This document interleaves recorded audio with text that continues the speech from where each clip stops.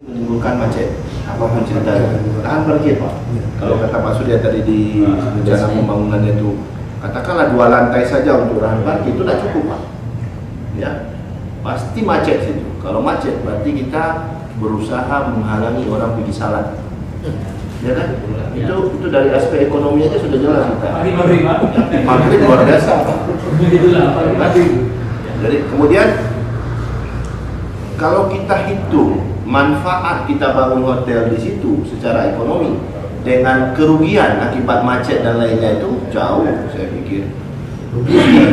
Secara ekonomi saja kita sudah rugi Pak. Kenapa? Kalau kita pindah katakanlah ke Batok, Batok akan menjadi pusat pertumbuhan baru. Ekonomi baru kan? Ya. Semua akan tumbuh sini. Itu tak perlu lagi kita bicarakan ya, akan tumbuh sendiri. Coba tengok Hermes. Dulu setan pun tak mau tinggal sini. Sekarang ini dulu tidak ada yang mau tinggal sini. Tapi setelah ada bangunan-bangunan lain, ada pusat-pusat pelayanan bisnis, akan muncul lagi dia. Tapi kalau kita tambah situ, tidak hanya mematikan perekonomian masyarakat kecil, tapi juga menghancurkan kota kita. Ya Pak Zulfikar sudah kasih tahu, kita sudah mengalami defisit neraca sumber daya kita. Kita tumpuk lagi situ. Ya, data yang ada saya punya di sini.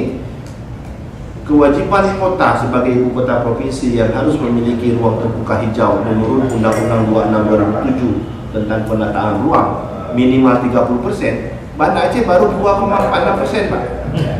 Bukan 10. Bukan Pak. 2,46% baru ada ruang terbuka hijau kita Pak. Itu masuk perumpu Pak. Ya. Udah masuk orang.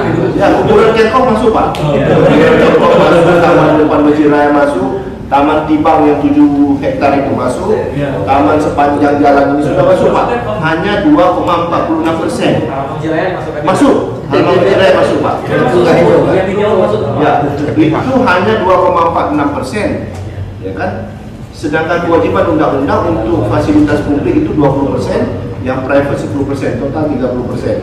Masih jauh kita dari syarat undang-undang. Itu syarat undang-undang Pak. Maksudnya kalau kita melanggar Undang-Undang 26/2007 itu pidana, hukumnya pidana sekarang bukan lagi perdata. Jadi kalau kita tumpuk lagi situ kegiatan ekonomi, berarti bunuh diri kita. Dari aspek ekonomi kita bunuh diri.